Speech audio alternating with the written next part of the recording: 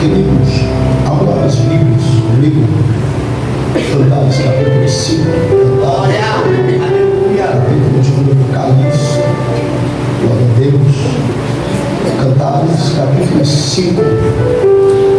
Quero dividir a palavra com os irmãos nessa manhã. Você precisa sentar a Bíblia. Cantares capítulo 5. Quero falar sobre a volta ao jardim da inocência, a volta da intimidade com Deus.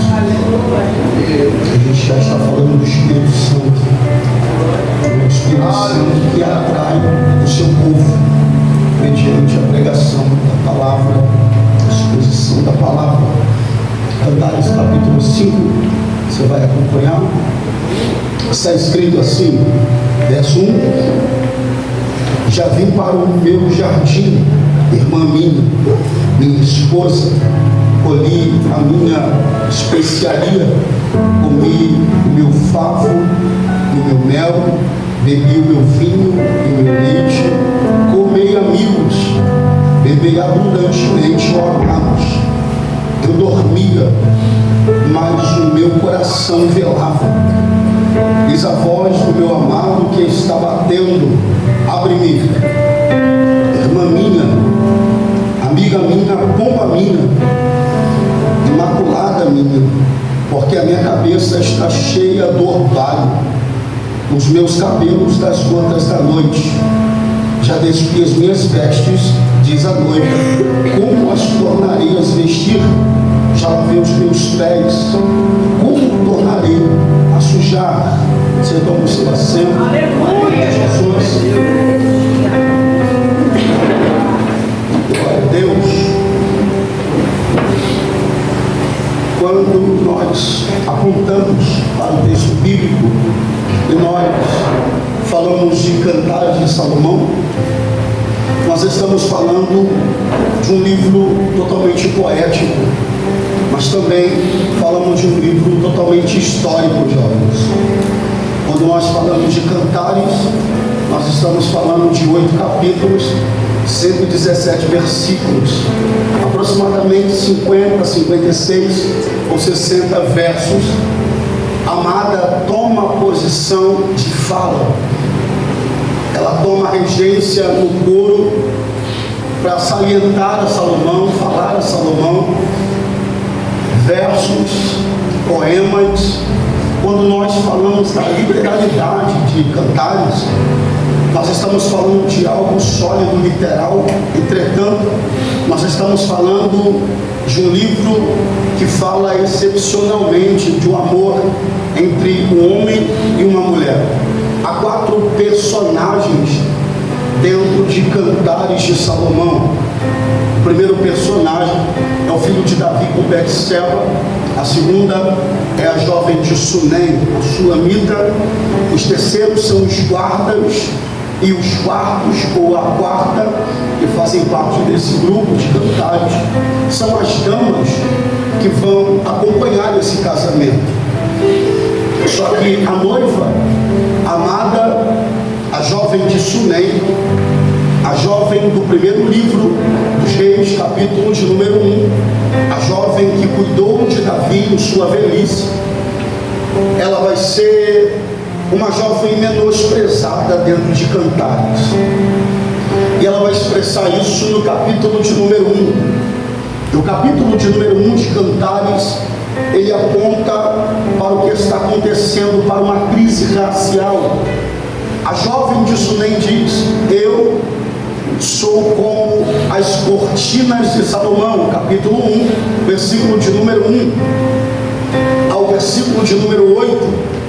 A jovem está dizendo: eu sou como as cortinas de Salomão, eu sou escura ou negra como as tendas de Quedar.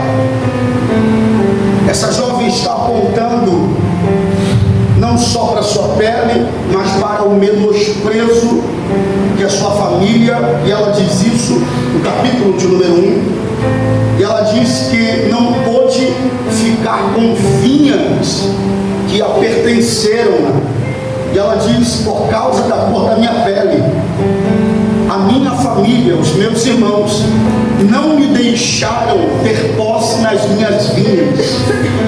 Eu fui menosprezada. Então, obviamente, essa jovem de Sunem está tendo problemas aqui. Só que mesmo ela tendo problemas, o noivo vai fazer um convite para ela. E o noivo sabe disso. Logo, antes de começar a aplicar, uma introdução para a gente poder entender, quando eu estiver falando do amado, do lírio dos vales, eu estou falando em uma tipologia. Eu estou trazendo a ideia de que Salomão representa o próprio Cristo. E quando eu estiver falando da amada, estou trazendo também a ideia que a amada representa a igreja do Senhor. No início eu disse aqui que Cantares é um livro poético, porque poesia é a primeira ou única linguagem do coração. E literalmente nós temos o amado destilando amores para com a sua amada, e amada assim sucessivamente. Mas Cantares também é um livro histórico. Nós temos 6 festas bíblicas apontadas no livro de Levítico. Nós temos a segunda maior festa da Bíblia, se não a primeira. Segunda, porque eu coloco uma nomenclatura. Eu, Leandro, acredito que a primeira é a Páscoa. A segunda foi dita pelo nosso pastor, a festa do Pentecostes. E o sacerdote lia Cantares em rolos, não como está dividido por capítulo, versículo dentro da Septuaginta bíblica. O sacerdote ensinava Cantares para o povo. E para o povo de Israel, entender Cantares é de uma forma muito mais fácil que nós. Nós temos muito mais ferramentas teológicas do que naquela época. Em outra época, quando os sacerdotes ensinavam Cantares para o povo não entendia um amor literal, mas o povo entendia um amor sendo retirado do êxodo, sendo retirado da descendência de Abraão, colocado no Egito. E o povo entendia: a graça de Deus superabundou sobre nós. A graça de Deus nos cercou de tal forma que, mesmo sem merecermos, fomos retirados do Egito. Até porque Cantares de Salomão aponta para uma palavra chamada redenção. É quando o noivo busca. Você vai olhar Cantares, é sempre um noivo indo buscar a noiva. É sempre o noivo indo atrás da noiva. É sempre o noivo indo buscar quem ele deseja, quem ele escolheu. Logo, nós temos uma ideia de que redenção não é só uma retirada, é um preço tributado para alguém que não conseguiria ter financeiro, conduta para poder pagar aquela moeda caríssima. Entretanto, salvação traz a ideia de alguém que paga um preço por outro alguém. Então, você percebe aqui, se no Êxodo 6:6, o Senhor diz a Moisés: esse povo é meu e eu vou buscar o meu povo. Você percebeu o que o Senhor está dizendo para Moisés? Eu que estou indo buscar o meu povo. Logo, Cantares tem a mesma ideia. É o noivo que vai em busca da sua amada. Você percebeu? O noivo que vai buscar contato. Assim também é em todo o Antigo Testamento. É o Senhor que não rompe a cláusula pétrea, mas é o Senhor que, por causa do juramento que fez Abraão, Isaque e Jacó, o Senhor vai atrás de Israel, até o tempo do Senhor dizer a nós: diga ao meu povo, eu vos atrairei para o deserto, e lá mostrarei o meu amor para vós com as minhas outras cordas e amor vos atrairei. Você percebeu? Quem atrai ainda é o Senhor. Quem se apresenta ainda é o Senhor. Porque isso é graça. A graça arranca todo o meu mérito. Enquanto eu digo, prego, canto, toco, faço, aconteço, a graça olha para mim, desde o Antigo Testamento ao Novo Testamento, dizendo: você não merece nada, mas você ganhou, mas eu fiz por você. É por isso que ninguém pode bater no peito dizendo: eu sou salvo por meritocracia. A graça olha para mim dizendo: não é mérito teu, subiu no madeiro, subiu na cruz. Então você percebe que a graça tira o que eu acho que eu tenho e me faz ser quem eu não queria ser. Eu não queria ser santo, mas a graça me aponta ao Calvário e me dá uma direção de: sem santificação ninguém verá o Senhor. Isso que a graça faz ao pecador lavado e remido pelo sangue do Cordeiro. Logo, Cantares de Salomão traz uma ideia para nós do capítulo 5. E a ideia do capítulo 5 é: o noivo está indo atrás da noiva novamente. Porque, pregador, a noiva tem problema. E logo a gente entende isso no capítulo 5. E logo a gente entende isso no capítulo de número 1. Mas o capítulo 5 ele é revelador. Onde o noivo está em uma festa. Capítulo 5, versículo 1. E o noivo diz: comei, amigos, bebei abundantemente, ó amados. É uma festa que está acontecendo no palácio, mas a noiva está em uma recâmara dentro do palácio, porque a noiva está separada dos demais convidados.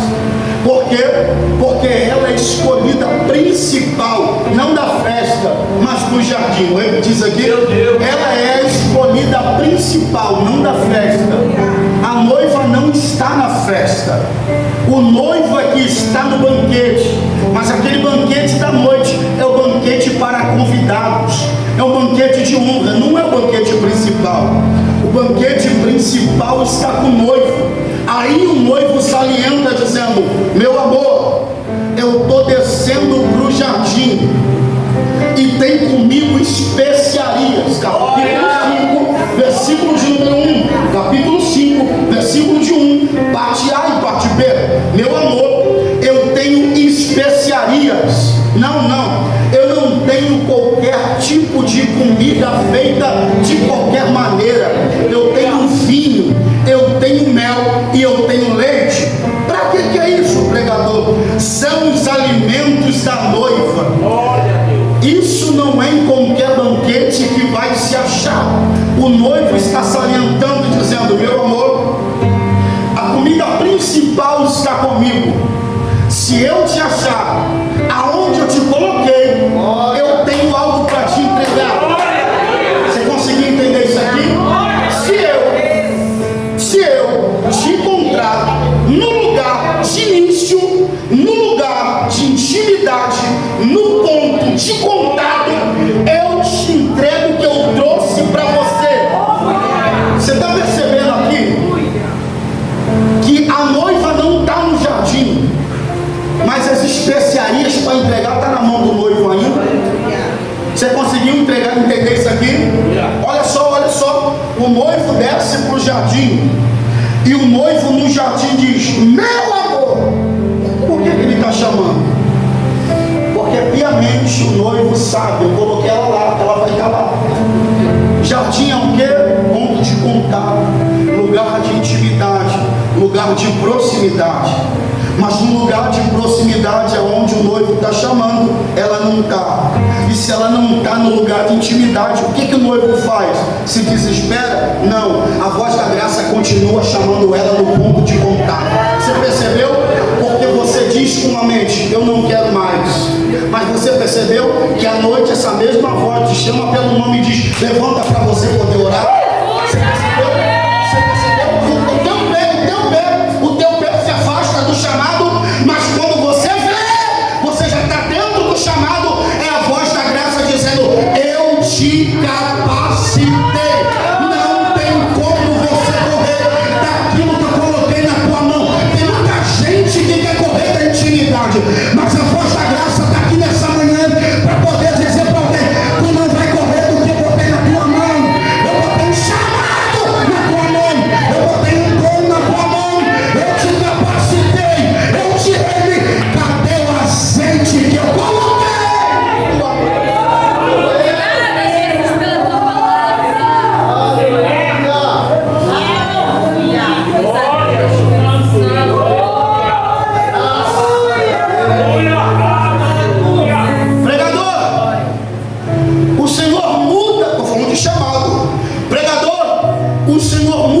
chamado segundo a minha diferença.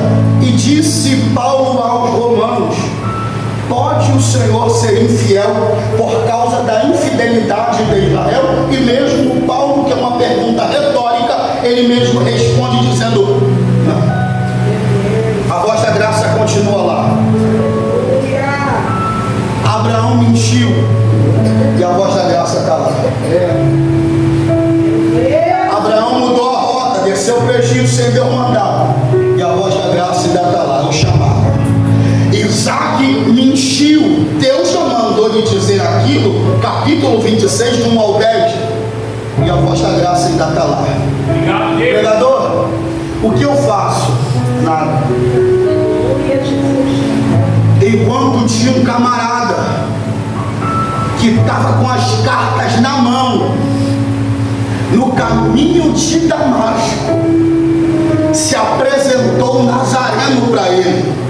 Glória! E naquele momento o céu disse para Paulo: você é um touro selvagem e o céu te conhece, não tem como tu correr. Aí Ananias: mas Senhor, o camarada é perigoso. É o seguinte, Ananias, vai, porque para mim, olha o chamado no mundo. Mas Senhor, ela não presta. Vai, porque para mim, não é para quem está indo, é para quem está enviando. Vai, porque para mim é um vaso escolhido. Chegando lá, tu faz o que eu vou te falar. Aí vem Samuel: mas Senhor, tem que ser do jeito que Saul é. Não. Eu já escolhi para mim um rei para Israel. Mas Senhor, não tem que... Ô, Samuel, vem cá, vem cá. Vamos comigo? Deixa eu ir na tua frente, porque se eu te deixar na frente, tu vai fazer segundo aquilo que eu não mandei tu fazer. Então vamos fazer o seguinte, Samuel: eu estou te dando a direção, mas eu vou na tua frente. Eu já escolhi um rei para Israel. Eu já tenho me provido de alguém para Israel. Você sabe o que eu quero te dizer nessa manhã aqui? Enquanto você recua, o noivo se aproxima e diz: cadê você? Aonde está você? Tu recuou, tu recuou, mas eu estou aqui para poder te chamar. Ele sabe que tu anda recuando do chamado. Ele sabe que tu saiu do jardim, mas a voz da graça continua: meu amor, eu estou no jardim. Onde está você? Você percebeu o chamado? Você percebeu o que o noivo está fazendo? O noivo está chamando ela, mas ela não está no lugar de comprometimento. Ela não está no lugar de compromisso. E mesmo ela fora do lugar de compromisso, o noivo continua a chamar. O nome disso aqui é graça. Mesmo por a gente ser infiel, ele continua sendo fiel. Mesmo por nós achando que podemos viver pela nossa regra, pela nossa justiça, ele não muda aquilo que ele decreta. Ele não tira aquilo que ele direciona. Você percebeu isso? Sempre foi assim com Israel. Israel, dentro da sua infidelidade, adorando outros deuses, buscando outro tipo de adoração, Deus sempre levantando profetas com uma mensagem diferente, a ponto de Deus levantar 13 profetas para poder falar a mesma mensagem com Israel, a ponto de Israel matar os profetas, e a ponto de Deus lapidar Israel, jogando ela dentro do exílio babilônico e dizendo para ela: hoje os caldeus vêm sobre vós, ao ponto de Abacuque dizer: Senhor, eu não estou entendendo o que está acontecendo. A injustiça da liderança de Israel, a injustiça do povo já subiu, mas eu não entendo por que tu não faz alguma coisa. E Deus falou: pera aí que eu vou te dar resposta. Estão vindo os caldeus e eles vão vir com vara de ferro sobre o povo, Abacuque. E Abacuque disse ao Senhor: Senhor é um Deus bom. Por que o Senhor vai mandar essa pestilência? Eles são homens vivos de coração, eles são homens maus de coração. E o Senhor diz: eu vou lapidar o meu povo, Abacuque, queira você ou não. E a voz de Deus veio para Abacuque, ao mesmo tempo que a voz de Deus vem para a gente dizendo: ei, igreja do Senhor, sobe para a torre da guarda e vai aguardar o que o Senhor, aleluia, a voz da graça está ensinando para a gente. É manhã de subir a torre da guarda, é manhã de cair para dentro da oração. Ei, Abacuque, volta para os muros e vai voltar a orar, Abacuque. Volta para os muros e vai voltar a buscar a presença de Deus. Então, enquanto Abacuque orava, veio a voz de Deus a Abacuque dizendo: Abacuque, pega um cinzel, mas pega uma tábua. Tudo aquilo que eu te falar, tu vai anotar. Você percebeu isso aqui? Enquanto Abacuque orava, Deus visitou Abacuque. Por que, pregador? Porque enquanto a igreja ora, Deus visita a igreja. Enquanto o crente ora, o céu se abre no quarto, o céu se abre no monte. Ninguém pode segurar um crente de oração, ninguém pode segurar uma mulher que dobra o joelho. Satanás não para uma igreja que ora. Satanás não segura uma igreja que busca. Enquanto eu não sei se tu está sentindo isso aqui, mas o Espírito Santo está convidando gente para o jardim da oração. Nessa manhã, moço, a voz da graça te chama.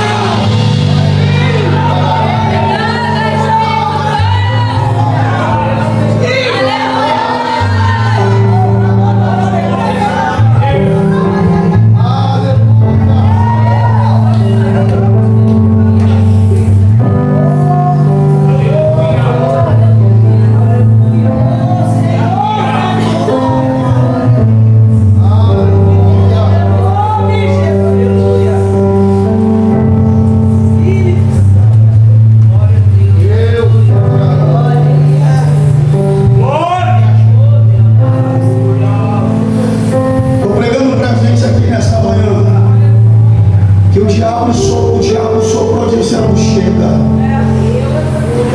abre mão, senta e para. Meu Deus! Mas a voz de Deus parou para poder dizer nessa manhã: não, essa voz não é minha, essa voz aí está interna, e eu preciso calar nessa manhã as vozes que não são do céu. A voz que não é do céu, ela está falando aí dentro. Ela está dizendo: não vale a pena, desiste. Vai te trazer problema dessa garota aí. Esse garoto aí vai te dar dor de cabeça. Abre mão dele. Mas a voz da graça acabou de dizer: vambora, guerreiro, tá final. Vambora, pega a espada, pega o escudo. Vambora. Não abre mão da família, não. Satanás está dizendo: abre mão. Mas Deus está dizendo: continua. A tua guerra não é no alto, não é no baixo. A tua guerra é de joelho. Enquanto você se posiciona de joelho, o céu explode.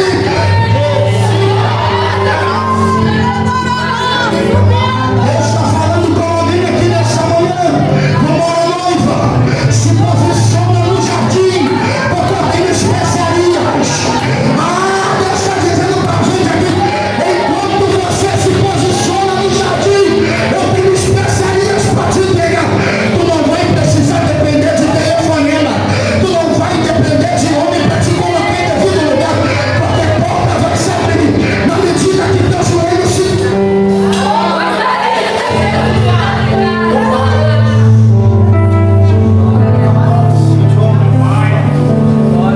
Meu Deus!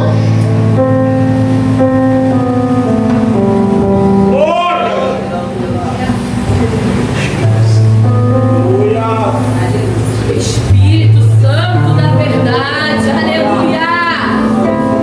Glória a Jesus! Obrigada, Jesus, pela tua palavra, Eu estou olhando para a igreja. aleluia! E é como se uma nuvem cobrisse pastor, esse ambiente, eu estou entendendo o que está acontecendo. Essa presença, e essa nuvem vai em volta, vai cobrindo, e está se ligando a pessoa.